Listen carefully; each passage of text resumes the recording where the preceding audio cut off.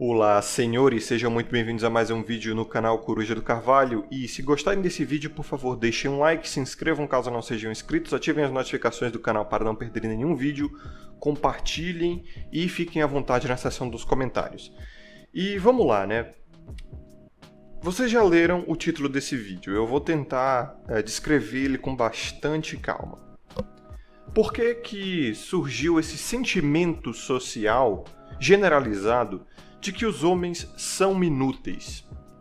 Eu já discuti isso um pouco com vocês em vídeos ao redor do meu canal, desse e do meu outro canal. Se você não conhece meu outro canal, o link para todas as minhas redes sociais está aqui na descrição e no comentário fixado. Tá? Vocês podem me acompanhar no Telegram, no Twitter e em outras redes sociais, outras plataformas com vídeos meus exclusivos e gratuitos. Então, deixa eu deixar uma coisa bem clara para vocês, tá? Os homens nunca foram inúteis. Os homens estão inúteis. É um estado. Mas adoram dizer aos quatro ventos que os homens são inúteis. Por quê? Porque é muito fácil confundir estado com ser. Não é à toa que no próprio inglês o verbo to be, né, significa as duas coisas. É estar ou ser, não é? Então, quando se diz na gringa men are useless, podem muito bem estar dizendo homens são inúteis ou homens estão inúteis. E deixa eu lhe explicar porque, no fim das contas, é culpa sua e de todos os homens, culpa minha também, de certa forma. Tá, culpa não, vai, mas responsabilidade, o estado de inutilidade dos homens e por que a sociedade não os valoriza. Eu gosto sempre da questão da autorresponsabilidade porque isso nos dá controle, tá? Isso nos dá realmente capacidade de mudar as coisas. Enquanto a gente fica, por exemplo, dizendo que a sociedade não valoriza mais os homens, que existe misandria, que existe inocentrismo, o que não é mentira, tá? Mas ficar reclamando disso realmente não nos dá poder nas mãos, sabe? Quando a gente toma as dores para nós mesmos e se pergunta, ok, o quanto ativamente eu estou fazendo para colaborar com essa situação e o que é possível para que dentro do meu espectro, do meu mundo, eu possa evitar esse tipo de coisa. Aí, finalmente, nós temos poder, entendeu? A coisa da autorresponsabilidade é poder, é uma questão de escolha. Reclamar não resolve as coisas. E não que você queira resolver as coisas para o espectro total, para o coletivo dos homens. Você quer resolver as coisas dentro da sua realidade. Então é o seguinte, para vocês que acompanham já o meu conteúdo há um tempo, sabem, cara, o homem criou a própria obsolescência. Porque tudo além do homem é pragmático. Toda a sociedade, principalmente as mulheres, elas são pragmáticas. E vocês podem dizer aí, o homem também é pragmático em relação às mulheres. Eles só se acompanham delas quando eles precisam delas ou quando elas têm algo a oferecer também, blá blá blá. E não. A verdade é que sim, as mulheres são valorizadas principalmente pela sua beleza e fertilidade, por uma questão de reprodução, porém, me diga o que há de pragmático em modelos de OnlyFans que ganham centenas de milhares de dólares por mês, sendo que ninguém está realmente tendo acesso à fertilidade dela. Me diga o que há de pragmático num cara que se relaciona com uma mulher que não quer ter filhos. Ele simplesmente só quer a sua companhia. E isso é de suma importância para a gente entender a lógica de relacionamento na humanidade, porque mostra que o homem ele tem uma necessidade intrínseca da companhia feminina, enquanto as mulheres elas têm uma necessidade pragmática dos recursos que os homens podem oferecer. E essa é uma realidade universal porque todo mundo precisa comer, todo mundo precisa de bens materiais e os homens, como o próprio Chris Rock disse, só são valorizados à medida que eles conseguem prover isso. Já as mulheres, elas são valorizadas pela própria companhia delas, pela própria doçura, pela própria agradabilidade. Às vezes nem isso, né? Às vezes a mera companhia, o mero fato de existir ali, estar no ambiente, já valida o homem de alguma forma, principalmente os boomers, né? Na verdade, eu nem vou entrar nessa frescura de geração, porque meio que tá todo mundo assim. Numa sociedade ginocêntrica, a mulher vai ter um valor que ela já tem intrínseco, que já nasce com ela, muito sobreestimado, né? Mas de onde vem essa sensação e essa opinião generalizada na sociedade de que os homens são inúteis? Cara, porque eles rendem muito facilmente os próprios recursos. Quando eu digo que o homem criou a própria obsolescência, significa que eles renderam esses recursos com muita facilidade. Eles oferecem tudo de graça. É claro, existe toda aquela questão macrosocial de que foram os homens que construíram tudo o que você está vendo aí ao seu redor, né? Sua casa, os seus eletrônicos, quando você anda na rua, os postes erguidos aí que fornecem eletricidade, né? Os automóveis, os prédios. E nós tomamos todo santo dia isso como algo de direito nato, né? Não temos nenhuma gratidão por nada disso e já faz parte do nosso dia a dia de tal forma que nem pensamos, cara, uma porrada de homens arriscou a própria vida subindo nesses prédios e postes aí para garantir nossa moradia, nossa fonte de energia. Vários homens se arriscam todo santo dia nos esgotos, nos caminhões de lixo, na polícia, nos bombeiros, para manter a nossa segurança, para manter o bem-estar urbano e tal. Ninguém liga para isso. Então tá aí uma coisa que todos os homens deviam saber, tá? Todo trabalho masculino ele vai ser ingratificado. Esse é o primeiro passo para a inutilização do trabalho masculino e, como a medida do masculino é a capacidade que ele tem de prover e proteger, vai ser também a inutilização da sua essência, né? Então, assim, quando se inutiliza o trabalho masculino ou quando não se gratifica o trabalho masculino, automaticamente a gente vai estender esse conceito à própria identidade masculina. Porque a identidade masculina depende do quanto ele provém e protege. É por isso que a gente acha que os homens são inúteis. Mas eles só estão inúteis, ou pelo menos inutilizados pela sociedade. E aí a gente toma o ginocentrismo, tá?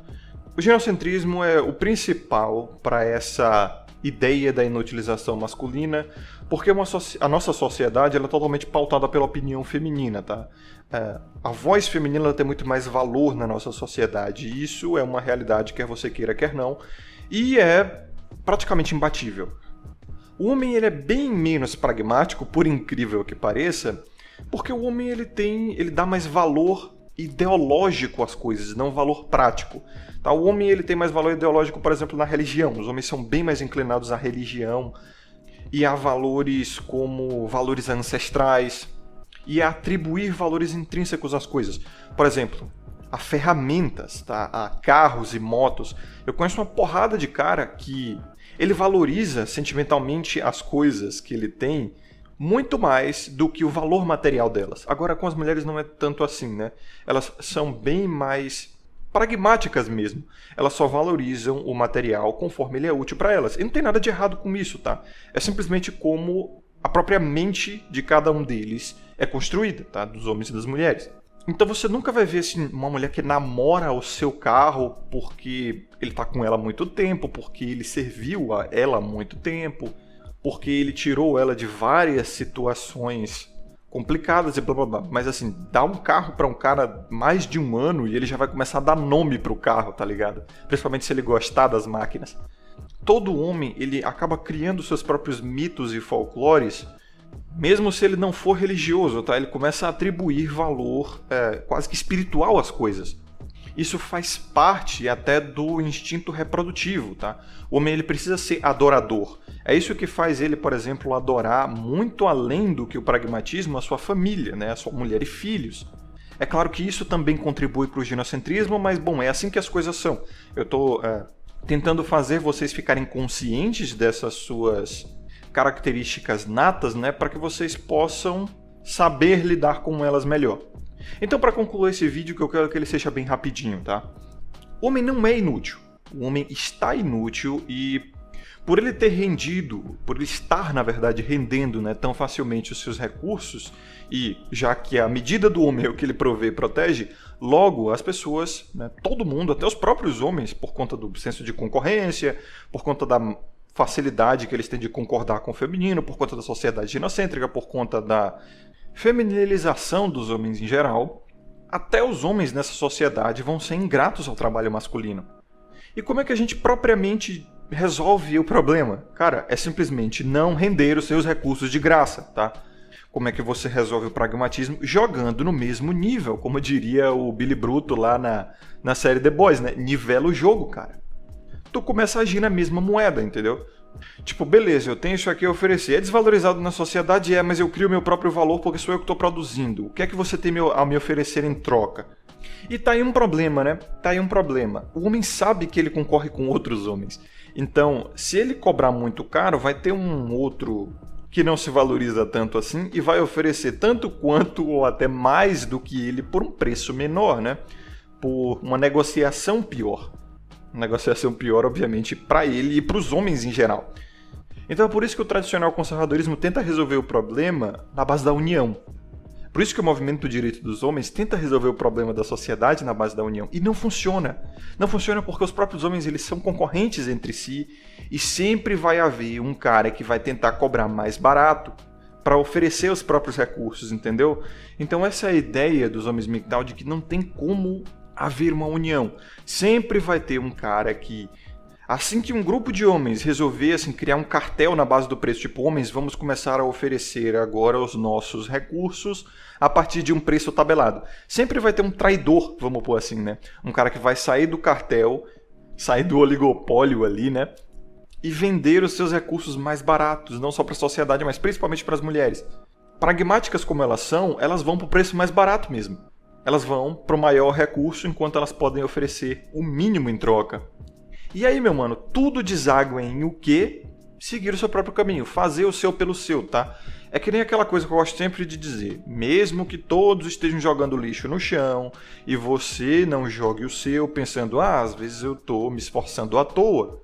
Já que o mundo tá completamente poluído, por que eu vou me importar em jogar o lixo no lixo? Cara, faça o seu pelo seu, faz a sua parte, né? Fica com a consciência limpa e vai na fé. Então, é preciso ter muita independência e muita individuação. É preciso você ter entrado num processo de individuação para você saber de que o seu trabalho como homem, né, de autovalorização, não depende do coletivo. Mas o homem ele quer pensar em coletivo porque é assim que funciona a Matrix. Os homens eles são coletivistas na base de ganhar recursos. É por isso que eles só se associam a outros homens, devido à sua concorrência, né? Em momentos de ganho mútuo, né, de ganho assim para trabalho ou para proteção ou para guerra, enfim, evoluímos nos associando a outros homens somente em períodos de caça e guerra. Fora disso, meu irmão, era concorrência pura, cada um por si e acabou. Isso é detrimental para todos os homens e é perfeito para as mulheres. Nossa, mas é perfeito. E assim o mundo se segue. Então, é por isso que eu digo, cara, não tem associação, tá? Não tem como os homens se associarem juntos.